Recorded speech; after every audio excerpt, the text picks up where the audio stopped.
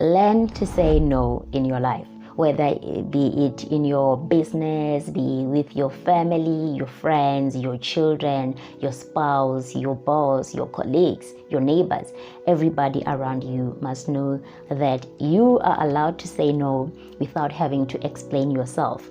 The same way when you say yes, you don't have to explain yourself. Learn to say no. So in business, as a business owner, you may have employees, and because you want to be kind and you don't want to say no, they take leaves every time when they feel like, they come late to work every time they feel like, even if it's harming your business, because you want to also be sympathetic towards the other person, you can't say no. But once people, as humans, once we do something little the first time, the second time is going to be something bigger. We're going to be experimenting towards how we live, what we do, and our habits. The same way with what people do to you. The first time when people do things to you, it's going to be things that do not even harm you. It doesn't harm your physical being, it doesn't harm your emotions, your spiritual life, or your spirituality. Anything that they do is just going to be experiments. So the first time people can just come and take your pencil without asking you, and because you can't say no, don't do this, it's gonna be like that forever. The first time is gonna be something very little, and the second time is gonna be something else, and the third time is gonna be something else. So when you get to know new people, when you go to new work, a new job, a new company, and your boss on the first day is saying that there is overtime or stay for extra 2 hours, which is unpaid overtime, and you know that after work you have an appointment with your dentist, but because you cannot say no, it's your first job and with your new boss, and you don't want your boss to have a very wrong impression of you, you just say yes. And this is where everything else begins, be it with your colleagues, with your friends and family. So I had this group of people who knew each other. Let's say it was just a group of 5 people. And the first time they did a little thing, a very little thing to me, and I was like, okay, I'm gonna let it pass. So in this group of people, they all knew what the other person was gonna do but me. And I was the one on the receiving end, but I didn't know. Things like coming to my workplace without announcing that they are coming, and I have to leave everything that I'm doing and go and just attend to them. So this was something that now escalates to them doing certain things, different things. So it would be different events, different things, until there was a time when the eldest of them all, which is more like their leader. So this person, the eldest of them, this is not somebody that you can talk to. You cannot tell them that this is wrong, this is right. So they have people around them that fear them, that cannot tell them anything. Now this person steals for a living. They steal other people's things. Now when they steal, everybody knows, we all know that they steal. Now when they steal, they come back with these stolen goods like your iPhones, your laptops. So all these things that they stole, they came back one day. I was around them and they were saying like, everybody come and get some of these things. So we all knew that these were stolen goods, but everybody else had no problem with all those things but me. And then they came to me and said, I have a gift for you. Now, because this is a very precious gift that they want to give to me, I have to wash my hands, wipe my feet, make sure that when I accept this gift, I am neat and I don't have to really contaminate with anything. So I just have to be neat. Like, this is really a precious thing that they want to give me. So I didn't react to that. I didn't even go to accept these stolen goods that they are now calling gifts. So it's now really a precious thing, these goods that they stole.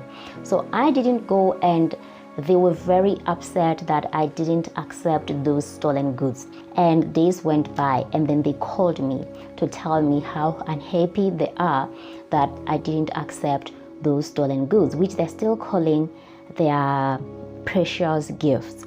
Now I tell them that according to my faith, stealing is wrong and I don't take stolen goods.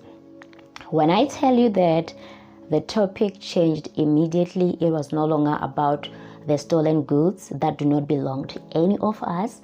It was now about how precious I think I am, how good I think I am, and my family.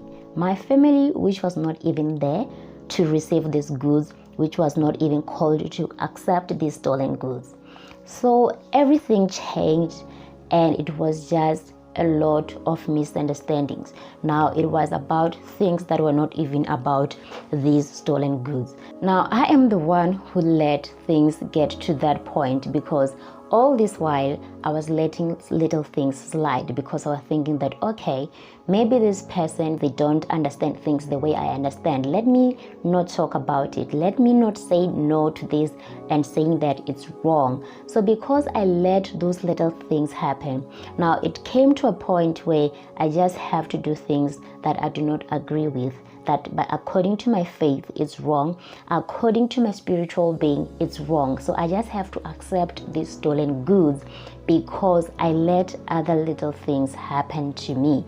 And when you allow people to get away with little things that they do to you, they now think that they can do whatever they please with you, be it in your business.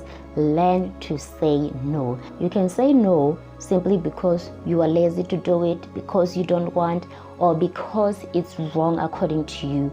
But learn to say no, especially when you do it in the very beginning. Because if it's your boss and the first day you allow them to give you overload work, you work overtime and paid overtime, and after 5 years, when you are now grown, or maybe you are a director under that boss again, and now you are saying no, whereas all these 4 years you were saying yes, it's gonna sound like now you are getting too big for your shoes. So better let people know who you are in the very beginning. There's another speaker who said it's better for people to hate you for who you really are than love you for who you're pretending to be, because you may find that people don't even really like you when you are this pretending person, or sounding to be happy when you're not happy. When you know that something is harming you, is harming your personal life, you cannot concentrate or focus on other things, because now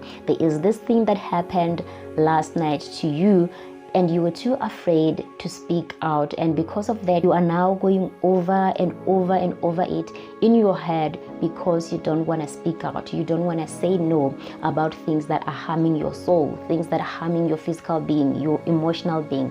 So learn to say no. It's okay to say no. Better have rules that people understand that with this person around them, we don't do this. Even if you are the one that's in the bigger position, you are an employer and your employees are coming to work at 9 o'clock, others are coming at 11, because you cannot say no to wrong things that are being done to you.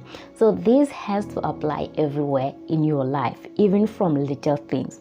When you let little things slide or pass, next time it's going to be much bigger things that's going to harm you, that's going to harm your family, your children, or everybody around you, because you cannot say no.